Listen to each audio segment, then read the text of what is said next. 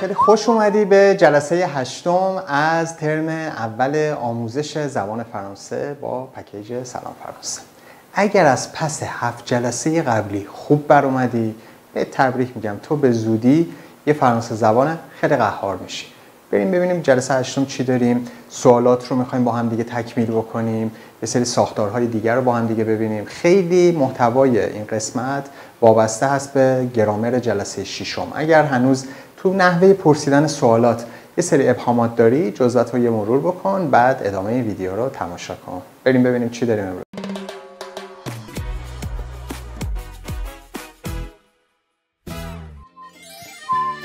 در ابتدای این جلسه لازم یه نکته رو بهت بگم. ببین، ما مثل تو فارسی یا تو هر زبان دیگه سطوح مختلف داریم. سطوح از نظر اون ساختارهایی که استفاده میکنم با نگاه کردن به طرف مقابلم. دوستمه، رفیقمه، همسایمه، همکارمه، رئیسمه، پدرمه، مادرمه. ما با همه اینها که شبیه به هم صحبت نمی کنیم. تو زبان فرانسه هم به همین ترتیبه. ما 3 حالا سطح مختلف زبانی داریم. فامیلیه که مثلا سطح زبان محاوره‌ایه، با دوستان، آشنایان، خانواده و اینها صحبت میکنم. کوران، به فرانسه کوران، یا مثلا فرانسه محاوره‌ای هستش. سوتونو او فارمل، فرانسوی رسمی هستش. من تو جلسات صحبت میکنم، نامه‌ای میخوام بنویسم یا با رئیسم یا حالا با کسی که خیلی رو درواسی دارم، از فرانسوی رسمی استفاده میکنم. حالا چرا اینا رو من به تو گفتم؟ به خاطر اینکه ببین، ما تو جلسه 6 یه دستی زدیم به اینی که چجوری سوال بپرسیم تو زبان فرانسه. اومدیم دیدیم چی، حالا با هم دیگه مرور میکنیم. اومدیم دیدیم یا با تغییر لحن میشه سوال کرد یا با اسکو. برای تغییر لحن ما معمولا فقط تو فرانسه کوران، محاوره‌ای و فامیلیه، دوستان و آشنایان، میتونیم ازش استفاده بکنیم. اسکو میتونیم هم تو فرانسه کوران، فامیلیه و سوتونو یا فرمل ازش استفاده بکنیم. امروز یه نوع سومی رو هم با هم دیگه میبینیم که فقط حالا تو نوشتن استفاده میشه یا برای فرانسوی رسمی استفاده میشه. بریم یه مرور خیلی کوتاه داشته باشیم راجع به اون چیزی که ما تو جلسه 6 راجع به نحوه سوال پرسیدن تو زبان فرانسه دیدیم. گفتیم چی؟ آقا من این جمله خبری دارم. Tu vas au parc. Tu vas au parc. تو به پارک میری. با تغییر لحن این رو من میام سوالیش میکنم. میگم Tu vas au parc. Tu vas au parc. تو به پارک میری. یا از ساختار اسکو میتونم استفاده بکنم. اسکو tu vas au parc. اسکو tu vas au parc. آیا به پارک میری؟ این پس با تغییر لحن و اسکو بود. اما میخوایم بریم ببینیم که حالا مثلا ببین اینجا من چی دارم. Tu vas au parc. Tu vas au parc. این با انتوناسیون یا تغییر لحنه. نوع سوم من چی هست؟ نوع سوم سوال پرسیدنم اینه که جای فعل و فاعل رو عوض کنم. انورسیون بهش میگیم، جابجایی. انورسیون. حالا خیلی مهم نیست تو این واژه رو یاد بگیری. جای فعل و فاعل رو عوض کنم. فرض کن تو فارسی من بهت میگم تو به پارک میروی. حالا میام جای فعل و فاعل رو عوض کنم. میروی به پارک تو؟ یه همچین چیزی مثلا. خب این ساختار تو فرانسه زیاد استفاده میشه. ببین آدم چیکار کردن؟ فعلم مگه و نیست؟ فعل اله رفتن صرف شده برای تو. اومدم جاش رو با فاعل عوض کردم. اول فعل رو گذاشتم. حتما تو این ساختار من باید این خط تیره رو بذارم. پس je dois mettre un tiret. اینجا تیره رو میذارم. یه واژه یاد بگیر. ایسی یعنی اینجا. ایسی فکر کنم دیدینش قبلا. و tu au parc. و tu au parc. به پارک آیا میروی؟ یه همچین چیزی. نمیتونم خیلی تو فارسی اونجوری ترجمهش کنم. پس ببین tu vas تبدیل شد به و tu. Vous allez ce soir chez Ali. Vous allez ce soir chez Ali. امشب میرید خونه علی. شعرم حالا یاد گرفتی تقریبا، ولی خب بیشترم راجعش توضیح میدیم. شه یه پرپوزیشنیه که میشه نزد کسی، منزل کسی. چند تا کاربرد داره. اینجا به معنای منزل هست. Vous allez ce soir chez Ali. امشب میرید خونه علی. حالا میخوام از روش انورسیون سوژه ورب استفاده کنم. ببین vous allez جای فعل و فاعل عوض میشه. allez vous. allez vous. اجومه انتی آیسی ها، یه دونه خط تیره اینجا میذارم. الو سسواخ علی، آیا امشب پیش علی میروید جنابان، یه همچین چیزی. خب یه نکته میخوام بهت بگم، خب که زبان فرانسه زبان لطیفه، زبان شعر، هنره، زبان عاشقانه هاست. این زبان پس باید به شکل زیبا و هارمونیک صحبت بشه. بنابراین این نکته‌ای که بهت میگم در همین راستاست. الا کلش، اون خانومه چند سالشه؟ ما هنوز ساختار کل رو ندیدیم، با هم همین جلسه میبینیم. فعلا فقط میخوام یه چیز دیگه بهت یاد بدم. الا کلش، اون خانومه چند سالشه؟ کلج ال. حالا فرض کن من میخوام از روش انورسیون سوژه ورب، یعنی جابجایی فعل و فاعل استفاده بکنم. الا تبدیل شد به ال دیگه. الا او دارد. وقتی از این روش استفاده میکنم میگم دارد او. الا کلج ال. ببین همش سکته داره این جمله. کلج ال، اصلا نمیچرخه زبونم. کلج ال خیلی زشته. به خاطر اینکه زیباش بخونم چیکار میکنم؟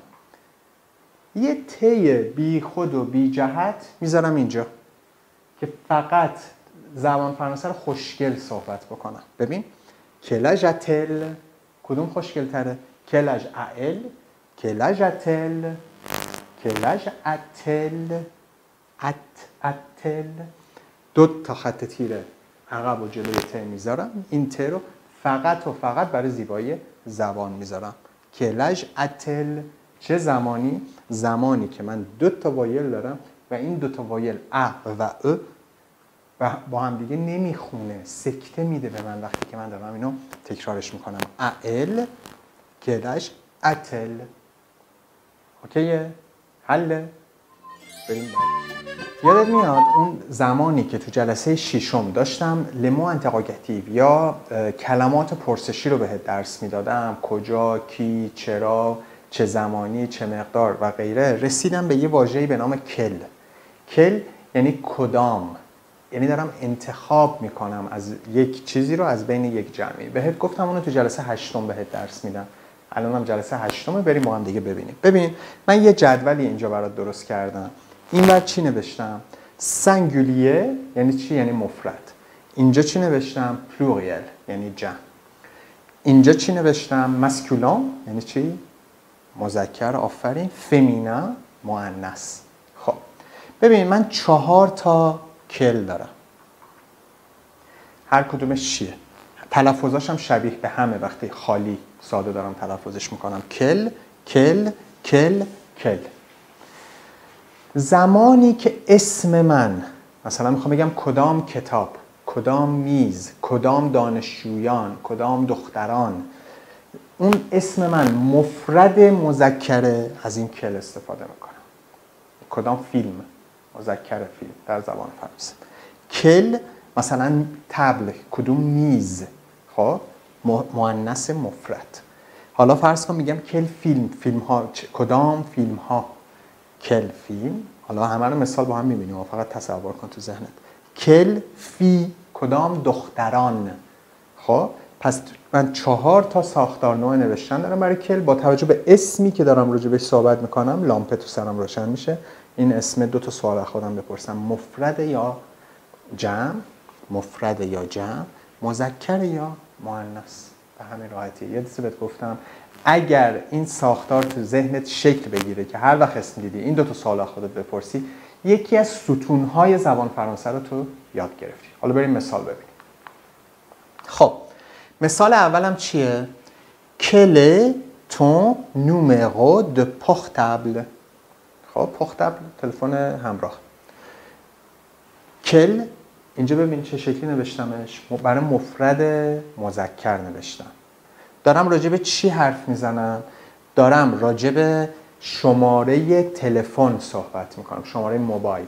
خب پس شماره مذکر مفرده، برای همین از این نوع کل استفاده کردم. کل تون نمره تلفن. این تون هم برات قرمز کردم که یادت باشه ادجکتیو پوزیسیو. شماره تلفن همراه تو چی هست؟ خب حالا یه نکته بهت بگم که تو جلسات گذشته دیدیم. ببین ادرس مؤنث مگه نیست؟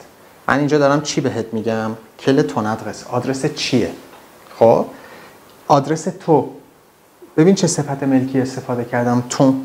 تون مگه برای اسم مذکر نبود؟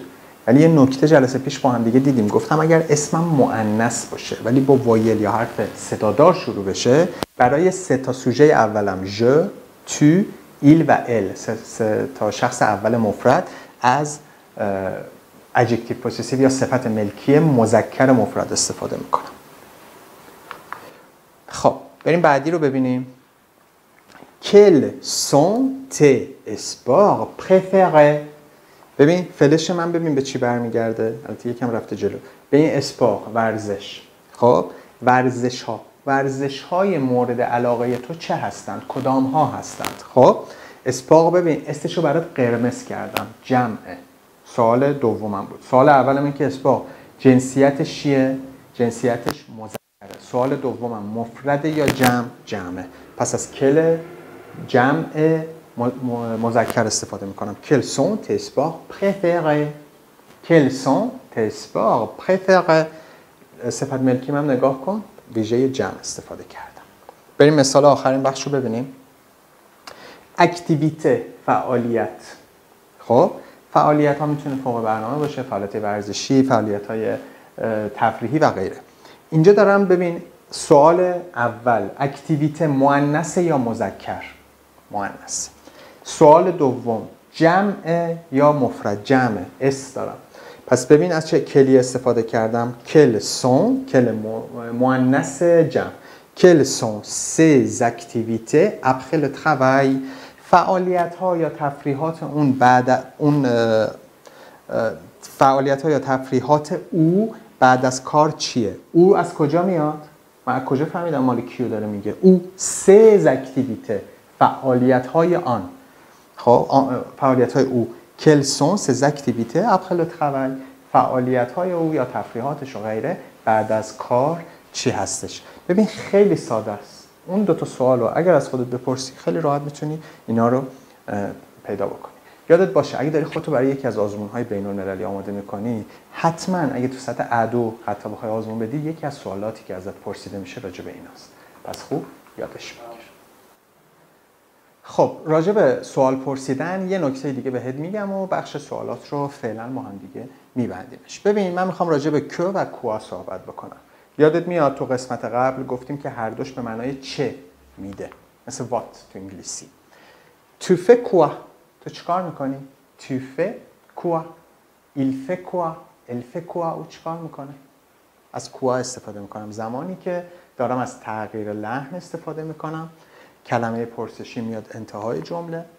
حالا میخوام از روش که امروز با هم دیگه یاد گرفتیم، روش سوم که مال ل فرانسه سوتنو یا ل فرانسه فورمل برای زبان فرانسوی رسمی یا سطح بالا هست، چیکار میکردیم؟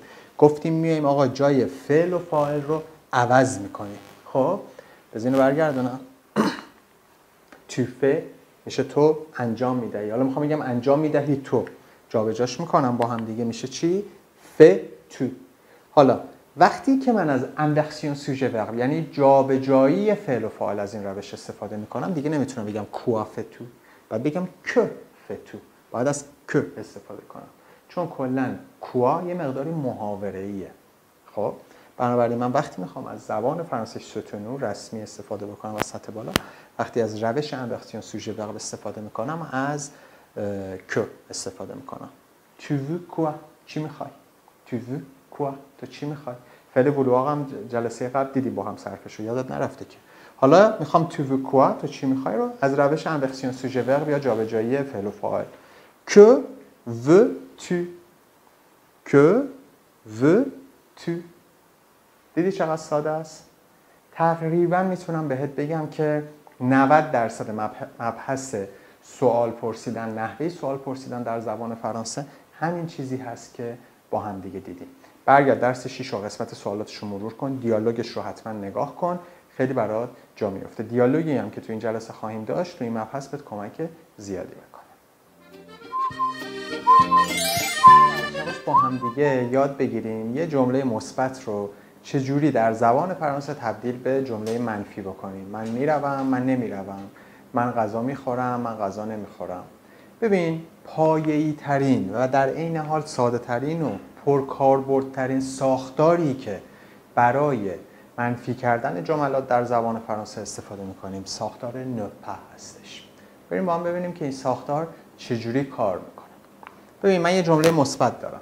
Je vais au restaurant. این فراز افرماتیو، یه جمله خبری مثبت. Je vais au restaurant. من به رستوران میروم. Je vais au restaurant. میخوام منفیش کنم. چی میشه؟ Je ne vais pas au restaurant. ببین من دو تا چیز دارم دیگه، نو و پا. کجا میذارمش؟ نو رو میذارم قبل از فعل، پا رو میذارم کجا؟ بعد از فعل. Je ne vais pas au restaurant.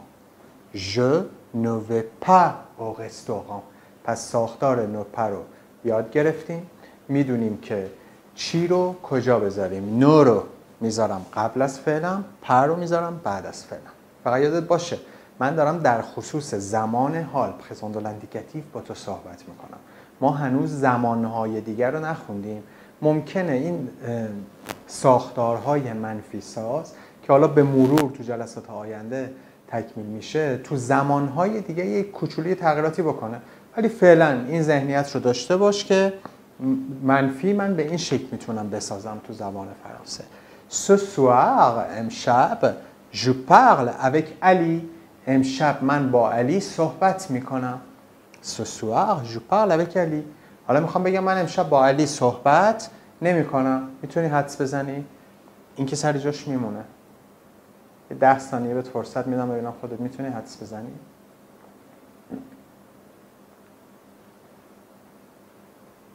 خب ببین Ce soir je ne parle pas avec Ali. امشب من با علی صحبت نمی کنم. به همین سادگی. پس ساختار نو پا رو دارم. میدونم که نو رو قبل از فعل میذارم، پا رو بعد از فعل. خیلی ساده. بریم چند تا نکته حالا با هم دیگه ببینیم. خب ببین این نوع دیگه ان ا. خب یه وایل دارم اینجا ا. حالا چیکار میکنم؟ ببین اینجا جمله‌ام چی بود؟ j'aime la musique تبدیل میشه به je n'aime pas la musique. این اوی ان حذف میشه تبدیل به آپاستروف میشه. خب چون به ار رسیده. je n'aime pas la musique. اما اینو دیگه این نکته تو ذهن جا افتاده. چیزی که میخوام بهت بگم در این خصوص نیست. نگاه کن من j'aime la musique article défini تو جمله منفی من article définیم رو حفظ میکنم. نکته یادداشت کن تو جزء قشنگت. اگر تو جمله مثبتم article défini داشتم le la le l'apostrophe تو جمله منفی article définیم رو نگه میدارم. حالا شاید برات سوال بشه چرا اینو شما داری میگی الان؟ چون بهت توضیح میدم. پس article défini حرف تعریف معرفه رو من تو جمله منفی نگه میدارم. j'aime le sport. 10 ثانیه بهت فرصت میدم خودت منفیش رو بساز. من ورزش رو دوست دارم. بگو من ورزش رو دوست ندارم.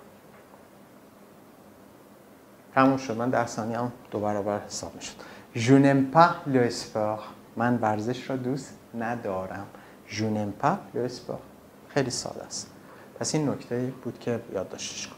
نکته بعدی چیه؟ من les articles indéfinis داشتم دیگه. یعنی چی؟ حروف تعریف نکره، شناخته نشده. چی بودن؟ un, une, des. ببین اگه رسیده به جلسه 8 هنوز این ارتیکل‌های دفینی اندفینی معرفه نکره رو نمیدونی، عقب یا برگرد مرور کن. خب پس من اینها رو داشتم. حالا بریم ببینیم برای اینا چه اتفاقی میفته تو جمله. یه سری ارتیکل دیگه داشتیم، ارتیکل کنترکته ها. یادت میاد جلسه پیش با هم دیگه دیدیم، مثلا اکوته دو لا فنتر او بو، مثلا دو کولوار، نمیدونم دولا علا او و غیره رو با هم دیگه دیدیم. اینا ارتیکل کنترکته ها هستن. ارتیکل پارتیتیف هم کارکردش متفاوته ولی شبیه اوناست که هنوز درسش رو نخوندیم. ولی تو ذهنت اینو بنویس. من اگر تو جمله مثبت یکی از ارتیکل دفینی ها un, une, des رو داشتم یا یکی از کنترکت ها و پارتیتیف ها رو داشتم du, de la, de, l'apostrophe، چه اتفاقی براش میفته تو جمله؟ تمامی اینها تو جمله منفی تبدیل به de و de apostrophe میشه. پس مثلا اگر دو داشتم تبدیل به دو یا د آپاستروف میشه. آپاستروف هم که دیگه میدونیم کجا میاد. اگر د داشتم، دوله داشتم، د ال آپاستروف داشتم تبدیل به دو یا د آپاستروف میشه. ببین مثلا je mange du chocolat، من مقداری شکلات میخورم. اینجا چی دارم؟ دو. خب تو جمله منفی تبدیل به دو میشه. je ne mange pas de chocolat. نمیگم je ne mange pas du chocolat. je ne mange pas de chocolat. je mange du chocolat، من مقداری شکلات میخورم.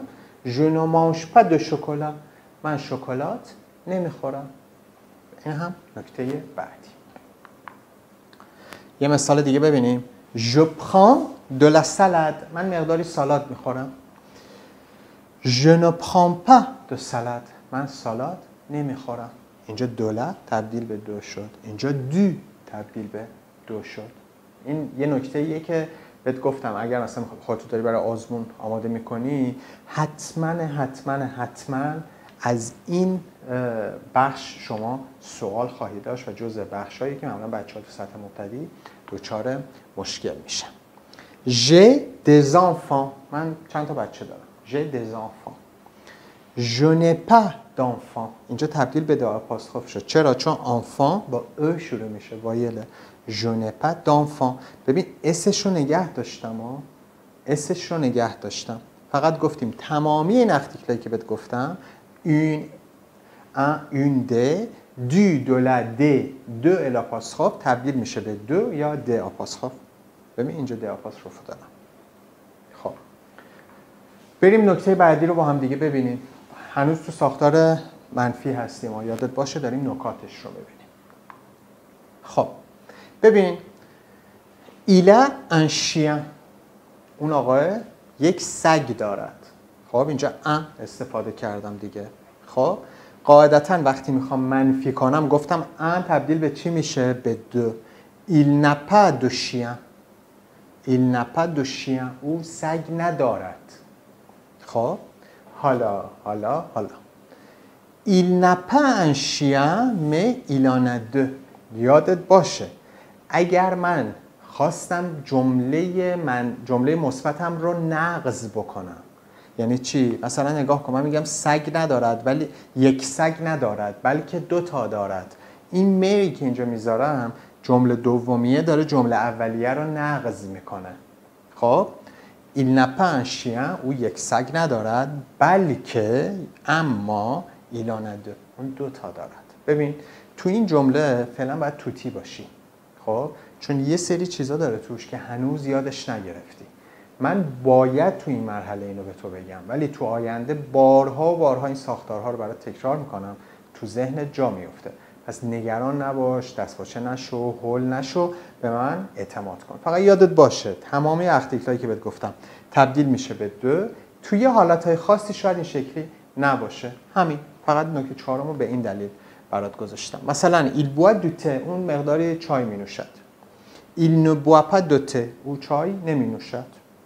حالا میخوام بگم آقا اون چای نمی نوشد، آب می نوشد. il ne boit pas du thé mais de l'eau، اون چای نمی نوشه، آب می نوشه. ببین دومو حفظ کردم. پس زمانی که جمله دومم نقض میکنه جمله اولمو چه بالا چه پایین، من ارتیکلام رو نگه میدارم دیگه، به دو و د آپاستروف تبدیل نمیشه. خب این 4 تا نکته بود از ساختار پایه منفی ساز در زبان فرانسه که نوپا هست. تو جلسات آینده میبینیم ساختارهای دیگر رو.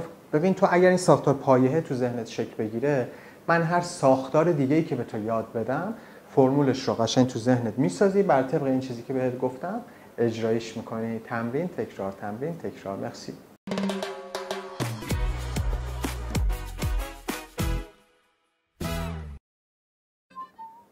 خب میرسیم به بخش جذاب اعداد دوباره. امروز اعداد 500 تا 1000 رو میخوایم با هم دیگه ببینیم. یواش یواش دیگه داریم میرسیم به انتهای بخش اعداد. تو چند جلسه آینده هم اعداد رو داریم، بعد دیگه میرسیم به میلیون و میلیارد و اینها. برات اعداد رو کلا میبندم و حالا بخشای دیگه جایگزینش میشه. 100 که میشه 100. وقتی میگم 200 میشه 200، 2 تا 100. خب و 100 یا 100 هم میدادم، چون میشد 2 تا 100 دیگه 200 جمع میشد. الان مثلا ببین 500 500 300 600 سانام همش اس داره، 700 800 900 و غیره. ببین برای عدد هزار چی میشه دژا؟ میل. بگو میل. میل هزار. خب 1000 فقط گوشه ذهنت باشه، تو جلسه بعد میریم 2000 و 3000 و غیره رو میبینیم. فقط یادت باشه چه 1000 باشه، چه 3000، چه 4000، من به این اس نمیدم توی جمع. این نکته اول. نکته بعدی که تو جلسه گذشته دیدیم چی بود؟ ببین مثلا اینجا نوشتم 538. گفتم آقا اگر 500 باشد، دستمو میذارم اینجا، 500 خالی باشد، 100 باید یه اس بذارم براش. ولی اگر بعد از مثلا 500 300 400 یه عددی داشتم، مثل اینجا که 38 رو دارم، اس رو حذف میکنم. 538 538 یا مثلا 648 یا مثلا 752 یا مثلا 842. خب میبینی 882 800. ببین این عدده یکم سخته، بیا با هم بسازیمش. 8 تا 100 800. حالا 80 چی میشد؟ 40 80 یعنی 4 تا 20 80. 2 که 2 پس میشه 882 882. 900 چی؟ 900 9 تا 100. 90 چی میشد؟ 90 میشد اگه یاد باشه 80 به علاوه 10 90 تا اینجا شد 90. حالا میخوام بگم 99 یه 9 تهش میذارم 999. خب پس خیلی ساده است. در اصل این 19 که دارم میسازم میگم چی؟ 99 99 یعنی 80 به علاوه 19. ببین من جلسه گذشتم بهت گفتم هر جلسه که اعداد رو داریم بهت دارم میگم خیلی اولش ممکنه برات سخت باشه. همه افرادی که زبان فرانسه آموزش دیدن براشون سخت بوده. من خودم انقدر فکر میکردم، حساب کتاب میکردم، هی چپ راست بالا پایین نگاه میکردم 70 چی بود، 80 چی بود، 90 چی بود. ولی انقدر تمرین کردم، انقدر تکرار کردم، انقدر فیلم دیدم، سریال دیدم، تو کوچه خیابون با این اون صحبت کردم، ورد زبونم شد. تو هم دقیقاً همین اتفاق برات میفته. مخصی.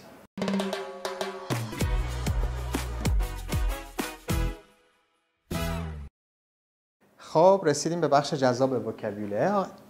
این قسمت میخوام چی رو بهت یاد بدم؟ فصل ها و ماه ها. les mois et les saisons. mois ماه، mois mois les mois ماه ها، mois ماه، les mois ماه ها، et و les saisons فصل ها. سیزن تو انگلیسی میگیم، سزون تو فرانسه. یاد باشه این دوتا رو اشتباه نگیرید چون خیلی از بچه‌ها اشتباه میکنن. اینا میگیم لفوفخر، برادرای اشتباهی که خیلی دیکتهشون شبیه همه، تلفظاشون گاهی فرق میکنه یا حتی معانیشون. لسزون سزون نزل، سزون فصل ها. ببین از فصل بهار شروع میکنیم چون برای ما ایرانی ها سال تقریبا از بهار شروع میشه، ولی خب تو بهتره که از ژانویه و از فصل زمستون یاد بگیری یا همه رو برات میگیم. حالا ببینیم ماها چی میشه. فصل بهار دژا خودش چی میشه؟ le printemps. بعد از من تکرار کن. le printemps. le printemps. بگو printemps. دو تا نزل دارن، یکی پرن یکی تان، هر دوش نزله. le printemps. le printemps. le printemps. آفرین. فصل بهار. فصل بهار ماهام چیه؟ اوریل. ببین ما تو فارسی وقتی میخوایم راجع به ماهای میلادی صحبت کنیم معمولا مثلا تو به خصوص روزنامه و اینها حتی اخبار اگر نگاه بکنیم، ما چون قدیم یه مقداری سیستممون از زمان قاجار فرانسوی بوده، هنوز ما داریم ماهای میلادی رو به فرانسوی میگیم. اوریل ما تو فارسی میگیم آوریل. اوریل اوریل اوریل. می نمیگم می انگلیسیه، فرانسه می. اگر ببینیم مثلا تو روزنامه ها مثل مه نوشته میشه تو فارسی که ما می نویسیم. اینو چی میگم؟ نمیگم جون انگلیسیه. جوان. پس بگو اوریل،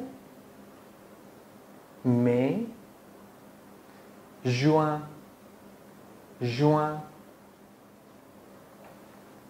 خب تابستان چه ماهایی رو دارم؟ اولا خود فصلش چی میشه؟ لته، بدون اختیکل اول برات میخونم. اته اته اته با اختیکل. لته، بگو لته، تابستان. ژوئیه، ماه تو انگلیسی میگیم جولای. ژوئیه ژوئیه ژوئیه، نگی ژولیه ها، ژوئیه. تو انگلیسی میگیم آگست، تو فرانسوی چی میگیم؟ اوت اوت اوت اوت. سپتامبر، سپتامبر میگیم تو انگلیسی، تو فرانسه مثل فارسی سپتامبر. سپتامبر سپتامبر سپتامبر نمیگیم، ما پی منو توجه کن. سپتامبر سپتامبر. خب خود ماه پاییز چی میشه؟ بدون اختیکل اول برات میگم، بعد با اختیکل. اتم، تلفظ منو ببین، اولا نزله، بعد میگم اتمنه اتمنه اتمنه، حالا با اختیکل. لتامنه لتامنه، بگو لتامنه اتمنه لتامنه اتمنه. très bien. بیا بریم ماهاشو ببینیم. اکتبر اکتبر اکتبر. نوامبر نوامبر نوامبر. تکرار کن منو. دسامبر دسامبر دسامبر. par exemple moi je suis né en décembre، من متولد ماه دسامبر هستم. je suis né le 31 décembre، من 31 دسامبر به دنیا آمدم، آخرین روز سال میلادی. دسامبر دسامبر. خب بریم با هم دیگه فصل زمستون رو ببینیم. خب دژا خود فصل زمستان چی میشه؟ بدون اختیکل برات میخونم، با اختیکل. ایور، یادت نرفته که اش تلفظ نمیشه در زبان فرانسه. ایور، نمیگم هیور، ایور. حالا با اختیکل. لیور لیور، بدون اختیکل. ایور با اختیکل. لیور میشه فصل زمستان. چه ماهایی دارم توش؟ ژانویه ژانویه ژانویه، فوریه فوریه فوریه، مارس مارس، مثل سیاره مارس، مارس. خب دوست من یادت باشه، ببین تجربه من چی به من میگه. سپتامبر، اکتبر، نوامبر، دسامبر. خیلی بچه‌ها اشتباه میگیرن با زبان انگلیسی، چون ما ببین دیکته هاش تقریبا شبیه همه. ما اونجا رو میگیم سپتامبر، و ار جاش جابجا میشه تو انگلیسی، مثلا اکتبر، نوامبر، دیسمبر. بچه‌ها خیلی اشتباه میکنن، بنابراین یادت باشه سپتامبر، اکتبر، نوامبر و دسامبر. مطمئنم که این خیلی تو ذهنت سریع جا میفته، چون دژا بارها و بارها و طی سالها اینا رو تو فارسی هم حتی دیدی. خب اگه فکر کردی که لغت‌های این جلسه فقط همون ماه‌ها و فصل‌ها بود، نه اشتباه می‌کنی. برات چی آوردم؟ وسایل اتاق و خانه. یاد بگیری، یکم دور و برت ببینی چی هست توی حالا اتاقت، خونه‌تون و غیره. ببینیم لغتایی که امروز داریم چیه. دژا لا مزون، اینو توی یکی از جلسات دیده بودیم که من حتی گفتم اگر شغل مزونداری هست، بدون که واژه مزون از کجا میاد، چه شکلی نوشته میشه و اصلاحش کن. پس لا مزون، تکرار کن با من. خانه. لا مزون La maison، maison، نمیگم مزون. La maison، خانه. très bien. L'appartement، آپارتمان هم دیدیم قبلا با هم. L'appartement، به من دارم با اختیکلش برات تلفظ میکنم، و لی که میشنوی مال اختیکل است. حالیش میشه اپارتمان، با اختیکل l'appartement l'appartement. خب اگه فکر کردی که واژگان این جلسه فقط همون ماها و فصلا بود، نه عزیزم اشتباه کردی. کلی واژه دیگه برات آوردم از وسایل اتاق و خانه. یکم دور و برت نگاه کنی ببینی کدوماشو میشناسی، وسایل اتاقت، خونت و غیره. بریم ببینیم امروز چی برات آماده کردم. La maison، اینو قبلا هم دیده بودیم، یادته اونجایی که گفتم آقا اگه شغلت مزون داری هست بدون از کجا اومده، املای صحیحش چیه؟ خانه. بعد از من تکرار کن. ببین من تمام این واژه ها رو با ارتیکل برات میگم دیگه. لا مزون، مزون، لا مزون. آپارتمان رو قبلا دیده بودیم. اپارتمان، اپارتمان. حالا با ارتیکل لاپارتمان، لاپارتمان مذکر هست، یادت باشه. اتاژ، طبقه.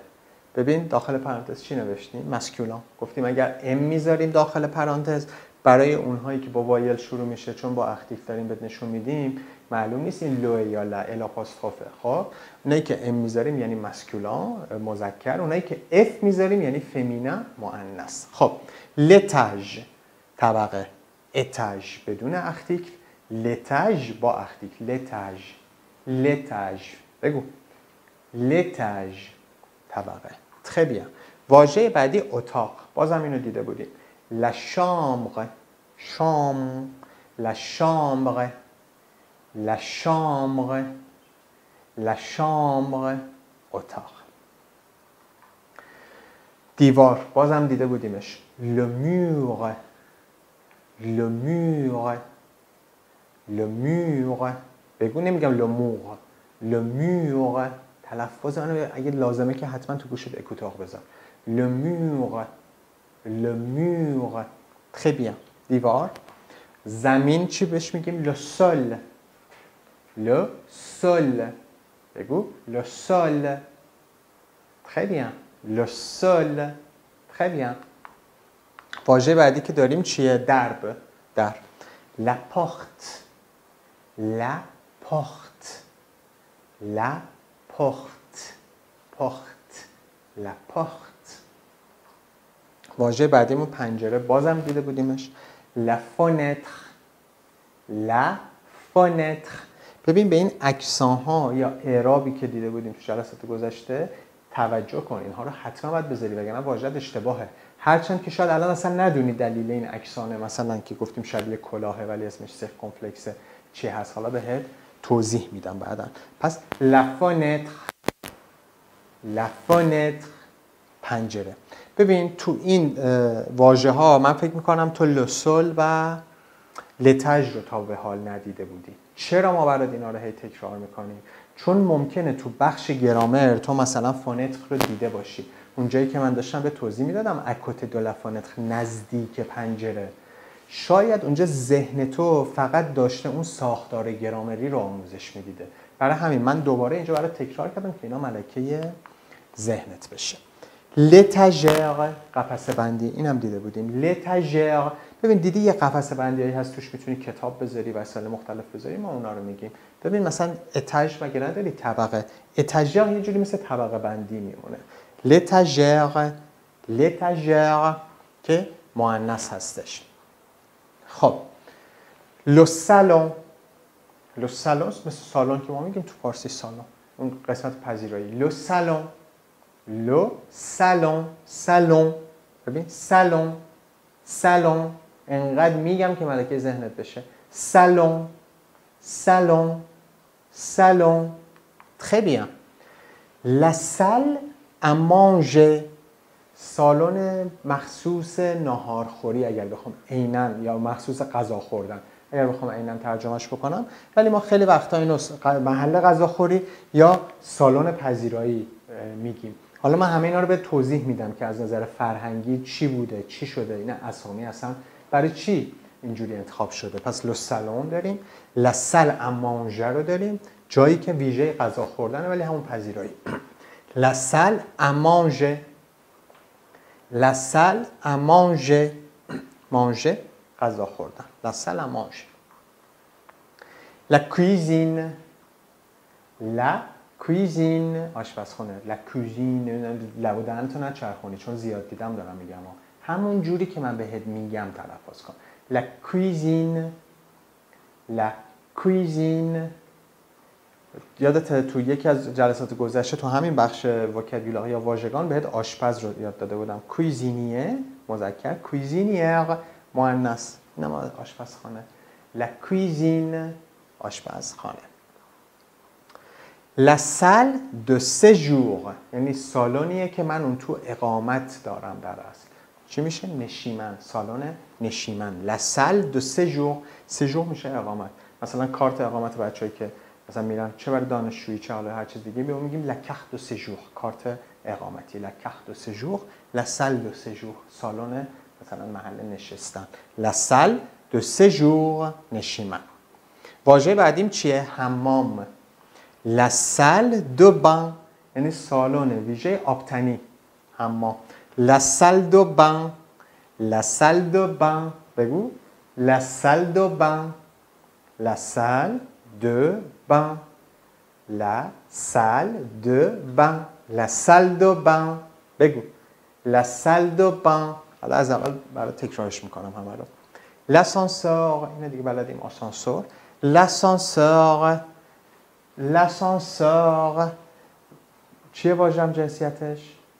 آفرین مذکر. L'ascenseur. خب ببین ما تو زبان فارسی تو محاوره خب مثلا سقف و بام و همه رو مثلا میگیم یکی داره رو سقف راه میره، منظورمون یکی داره رو بام راه میره.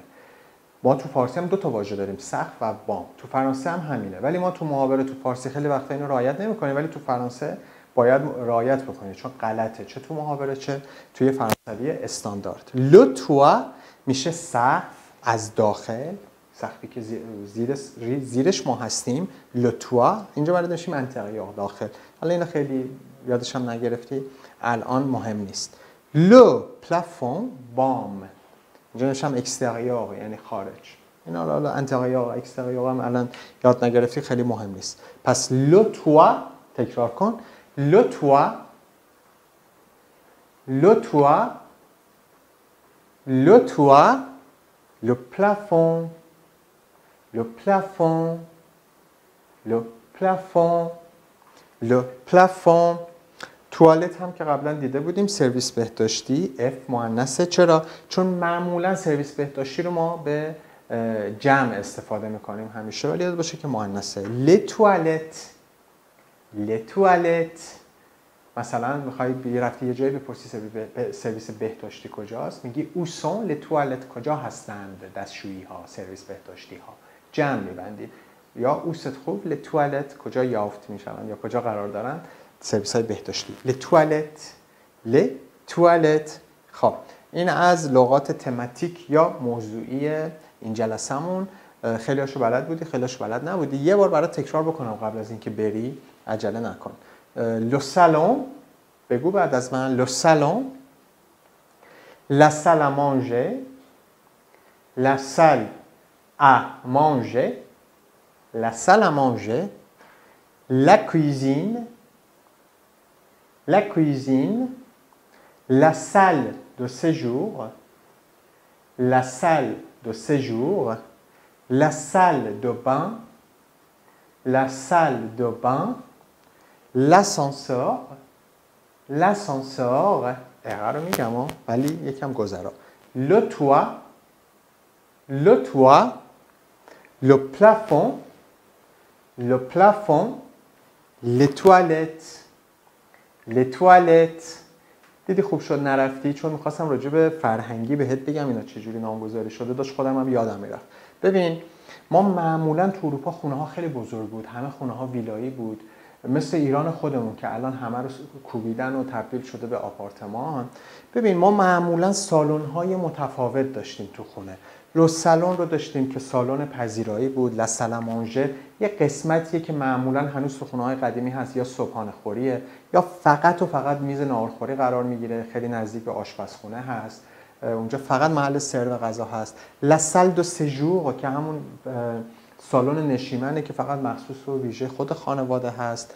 و لا سال دو بان. چرا از سالن مثلا حمام، سالن آبتنی استفاده می‌کنیم؟ چون واقعا بزرگ بود، برای همین گفتیم لا سال توی گذشته. و چقدر قشنگه اگر بری مثلا ببینید نامگذاری‌ها چقدر خوشگله، چه خونه‌های بهتر بود، بزرگتر، دلبازتر و غیره. حالا راجع به اون نمیخوام خیلی صحبت کنیم، ولی فلسفه نامگذاری‌ها رو متوجه شو. الان شاید تو خیلی از خونه‌های فرانسوی اصلا ما سالن پذیرایی دیگه نداریم به اون شکل، یا سالن جداگانه ناهارخوری، غذاخوری، لا سال آ مانژر دیگه نداریم.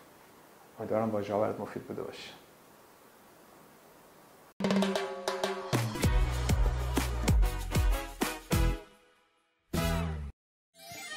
خب میرسیم به بخش جذاب کنژوگزون یا صرف فعل. تو این بخش قرار شد چی بشه که ما یه سری فعلای پرکاربرد رو بهت معرفی کنیم، عمدتاً از گروه سوم هستن. اینها رو تو باید یاد بگیری، حفظشون بکنی که استفاده کنی. پرکاربردترینا رو من دارم بهت میگم. امروز فعل چی رو داریم؟ ساوار. یعنی چی؟ یعنی دانستن. جلسات پیش چی داشتیم؟ کنتر یعنی شناختن، ساوار یعنی دانستن. بریم صرفش رو با هم دیگه ببینیم. اول مصدرش رو با من تکرار کن. savoir. تکرار کن. savoir. بگو. savoir. très bien. حالا بریم با هم صرفش کنیم. je sais. tu sais. تکرار کنی بعد از منو. il sait. elle sait. Nous savons, nous savons, nous savons, vous savez, vous savez, vous savez, ils savent, elles savent, ils savent, elles savent. یه بار از بالا هر کدومو برات میگم، بعد از من تکرار کن. اول مصدرش savoir, savoir. Très bien. حالا بریم صرف کنیم. Je sais. Tu sais. Il sait. Elle sait. Nous savons. On, to be me. Nous savons. Vous savez. Ils savent. Elles savent. Très bien. فعل بعدی چیه؟ apprendre. یاد گرفتن. مصدرش رو با من تکرار کن. apprendre. بگو apprendre. apprendre. ببین من 2 تا اق دارم اینجا. تلفظای منو ببین، کدومو اق میگم کدومو خ. apprendre. apprendre. apprendre. très bien. بریم با هم دیگه صرفش بکنیم. j'apprends. چرا شده ژ؟ نمیگم ژ apprends. دیگه قبلا به توضیح دادم این ژ به او ختم شده، اوش رو حذف میکنم، براش آپاستروف میذارم. j'apprends. j'apprends. tu apprends. tu apprends. il apprend. ببین نزله ها. il apprend. elle apprend. elle apprend. nous apprenons. nous apprenons. vous apprenez. vous apprenez. ils apprennent. elles apprennent. d'accord؟ ببین چرا اینا هر کدوم میبینی با هم متفاوته؟ چون بهت گفتم اینا افعال گروه سوم بی‌قاعده است. هر چند که حالا تو سطح اعدو بهتون یاد میدم که چجوری دسته‌بندی بکنید افعال گروه سوم رو که بین خودشون هم میتونیم براشون فرمول تعیین بکنیم، ولی تو که نمیتونی وایسی تا اعدو هیچ صحبت نکنی، هیچ صرف فعلی یاد نگیری. بنابراین تو باید این صرف فعل ها رو یاد بگیری. پس یه بار از بالا برات میخونم، بعد از من تکرار کن. apprendre. j'apprends. tu apprends. il apprend. elle apprend. nous apprenons. vous apprenez. ils apprennent. elles apprennent. این زایی که میشنوی چیه؟ nous apprenons. vous apprenez. ils apprennent. elles apprennent. اینم از قسمت صرف فعل امروزمون. خیلی مهمه ها. هم جلسه پیش ببین بعضی از بچه‌ها سوار و کنتر رو، دانستن و شناختن رو با هم قاطی میکنن. فعل ابخان جزء فعلای خیلی مهمی، اگه اینو یاد بگیری فعل مشابهش زیاد داریم که اگه این صرف بره تو ذهنت، اون فعل مشابه ها رو هم میتونی صرف کنی. مرسی.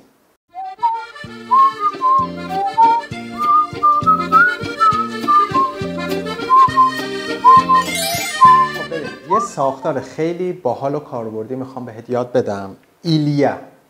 ایلیا مثل اسمی هست به نام ایلیا، تقریبا اون شکل. ایلیا. ایلیا یعنی چی؟ این ساختار همش با هم یعنی وجود دارد، مثل there is یا there are تو انگلیسیه. there is there are وجود دارد، هست. il y a خب هست. بریم چند تا مثال با هم دیگه ببینیم. dans ma chambre در اتاقم، در اتاق من، dans درونه، من مال من، chambre اتاق. dans ma chambre il y a une fenêtre یک پنجره وجود دارد. il y a وجود دارد. une fenêtre یک پنجره وجود دارد. il y a un lit یک تخت وجود دارد. il y a un lit یک تخت وجود دارد. il y a une table il y a une table یک میز وجود دارد. il y a des étagers چند تا قفسه بندی، طبقه بندی وجود دارد. il y a des étagères il y a des étagères il y a des étagères چند تا طبقه بندی وجود دارد. خب ببین من ساختار ایلیا رو یاد گرفتم، میتونم باش هر جمله‌ای بسازم. مثلا میتونم بگم dans ma classe تو کلاس من ایلیا deux étudiantes دو تا دانشجوی خانم مثلا هستن. این ساختار ایلیا پس به معنای وجود دارد هستش. ببین من تو انگلیسی میگم there is برای مفرد، there are برای جمع، ولی تو فرانسه ایلیای من عوض نمیشه.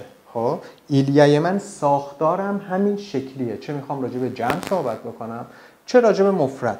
ولی اینجا نگاه کن، مثلا میگم ایلیا une table یک میز وجود دارد، اینجا میگم ایلیا des étagères.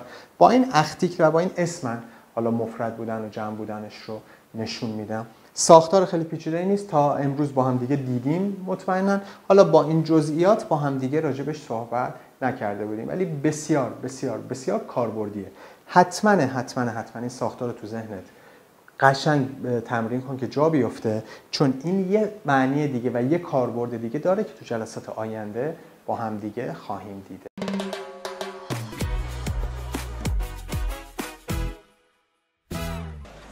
Oh là là, je suis fatiguée. J'ai trop de travail. Tu as encore des cours? Non, je n'ai pas de cours, mais j'ai des examens en ce moment. Et toi, tu as aussi des examens? Oui, nous avons encore un examen jeudi. Et après, c'est fini. Je suis en vacances. Tu as de la chance. J'ai encore 2 semaines de travail. Ma pauvre Mathilde. Courage. Attends, j'ai une idée. Est-ce que tu es libre demain pour dîner? Non, c'est dommage, demain je suis prise. Mais dimanche soir, je suis libre. D'accord pour dimanche soir. مکالمه امروزمون چی بود؟ اینجا که اسامی رو نوشتیم، چون تو توی اودیو ببخشید چند نفر صحبت می‌کردن، اینجا اسامی رو نوشتیم، ماتیل، گابریل اتسترا. خیلی مهم نیست. حالا نوشتیم هر کدومشون چه دیالوگی دارن میدن. مثلا ماتیل، او لا لا، je suis fatiguée, j'ai trop de travail. اولالا رو دیده بودیم با هم دیگه قبلا، بهت گفتم معمولا برای سورپرایز منفی ای وای، ای خدا، ای بابا، همچین چیزی. je suis fatiguée، من خسته هستم. ببین من اگه فقط این جمله رو بهت بدم، بهت بگم آقا این کسی که داره صحبت میکنه خانومه یا آقا، تو از کجا میفهمی؟ آفرین. je suis fatiguée، من خسته هستم. خسته یه صفته. صفت رو گفتم میام چیکار میکنم؟ نگاه فاعلم میکنم. الان من خسته هستم برای آقا داره میگه، خانوم داره میگه، یه ا که اینجا اضافه گذاشته چون نشون میده که خانوم هستش. j'ai trop de travail، j'ai trop de travail، من دارم خیلی کار، من خیلی کار دارم. حالا trop رو هنوز یاد نگرفتی، نیازم نیست الان زیاد یادش بگیری، میتونی حفظش کنی. j'ai trop de travail، j'ai رو که دیدیم قبلا، من دارم. travail به معنی کار هست، کار. فعلش هم گروه یکه، travailler. ببینم میتونی بری خودت تو دیکسیونر پیداش کنی یا تو گوگل. travailler. خب tu as encore des cours، تو هنوز هم کلاس داری. tu as des cours، تو کلاس داری. خب یا encore گذاشته اینجا، encore به معنی هنوز هستش، déjà یا هنوز. tu as encore des cours، تو هنوز کلاس داری. non je n'ai pas de cours، یادت منفی ها رو بهت درس دادم، گفتم که ببین tu as des cours، تو کلاس داری. اینجا میگه چی؟ je n'ai pas de cours. این د تبدیل به دو شد تو منفی. پس ببین هر آن چیزی رو که تو بخش‌های مختلف به یاد میدم تو هر جلسه. دیالوگ‌ها رو جوری برات انتخاب و طراحی کردیم که اون سوژه رو در بر بگیرم. Je n'ai pas de cours mais j'ai des examens. من امتحان دارم، چند تا امتحان دارم. En ce moment یعنی در این لحظه. ساختار رو یاد بگیر. En ce moment در این لحظه. Et toi و تو چی؟ Tu as aussi des examens. تو همچنین. aussi به معنای همچنین. Tu as aussi des examens. تو هم امتحان داری. ببین فقط و فقط دایره لغتت رو نباید محدود بکنی به اون بخشایی که من دارم بهت مثلا این پایین نوشته وکابیولر یا واژه‌های تماتیک و اینها. هر آن چیزی رو که من تو کل یه جلسه که شاید 1 ساعت 1 ساعت و نیم بشه طول هر جلسه، هر آن چیزی که بهت میگم سرشار از لغته. تو اگه تمام لغاتی که من بهت یاد میدم تو هر جلسه رو یاد بگیری، مطمئن باش در انتهای سطح A1 اندازه یه سطح A2 تو لغت بلدی، در انتهای سطح A2 اندازه یه سطح B1 تو لغت بلدی.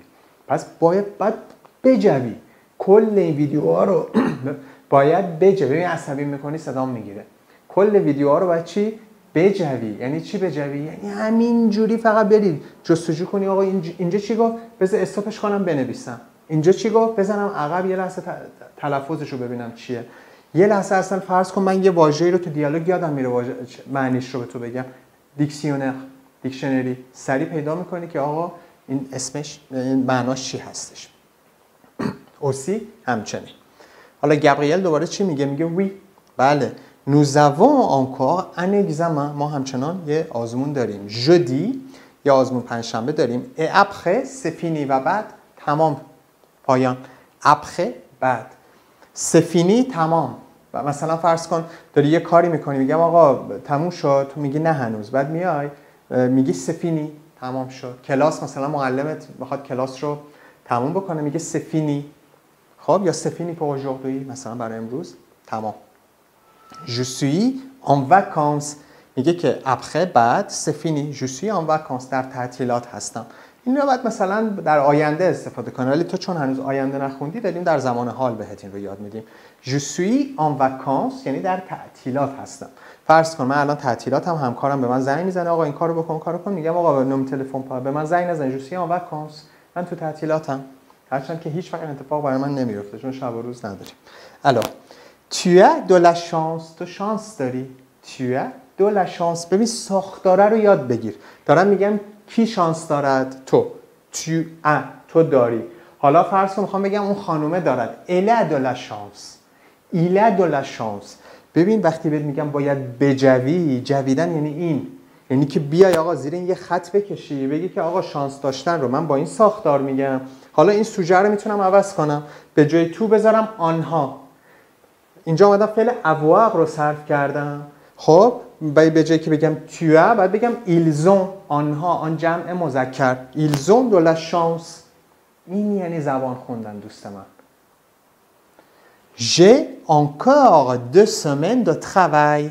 encore رو کجا دیدیم؟ با هم اینجا دیدیم. خب یعنی هنوز. tu as encore des cours هنوز کلاس داری. حالا دوباره encore رو داریم اینجا میبینیم. j'ai encore 2 semaines de travail. من هنوز 2 هفته کار دارم. خب بریم ادامه. گابریل دوباره چی میگه؟ ما pauvre ماتیلد. این ماتیلد بیچاره من، ماتیلد تفلک،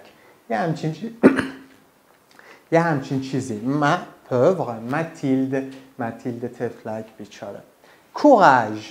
کوراژ یا بون کوراژ رو مثلا میتونم بگم آقا خسته نباشی، موفق باشی تو کارت، یه همچین معنایی رو میده. بون کوراژ یا کوراژ مثلا موفق باشی. attends صبر کن. j'ai une idée. من یه نظری دارم. j'ai une idée.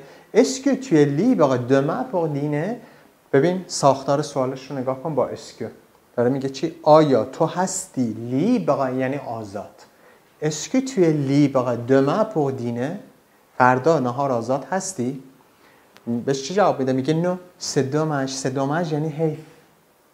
پس این ساختاره رو آقا یاد بگیر. c'est dommage حیفه. c'est dommage حیف.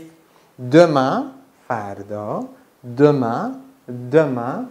demain je suis prise من درگیر هستم. mais dimanche soir روزای هفته رو با هم دیگه دیدیم. حالا dimanche که میشه یک شنبه. ژور و سوار و اینا رو هم که با هم دیگه دیده بودیم. دیمانش سوار یک شنبه شب.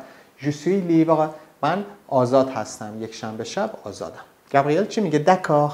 دکار یه واژه‌ای که هم خیلی تا الان زیاد شنیدی هم خیلی خواهی شنید و خیلی استفاده میشه. دکار یعنی خب، اوکی، باشه، بسیار خوب، اوکی. خب دکار. pour dimanche soir بسیار خوب، مثلا اوکی برای یک شنبه شب.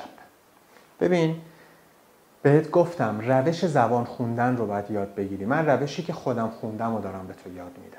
خب روشش اینه. ببین من نمیدونم الان این جلسه ما چند تا اسلاید داشتیم، طول این جلسه چقدر شد، ولی فکر میکنم بیش از 1 ساعته. من تو این 1 ساعت بسیار بسیار واژه به تو گفتم تو بخش‌های مختلف، حتی تو کنژوگزون، توی فرض کن لغات، هر آن چیزی که به تو آموزش دادم پر لغته. تو باید اینا رو به دایره لغتت اضافه بکنی. دکار؟ دکار؟ یعنی اوکی؟ جلسه بعدی میبینم تمرینات یادت نره.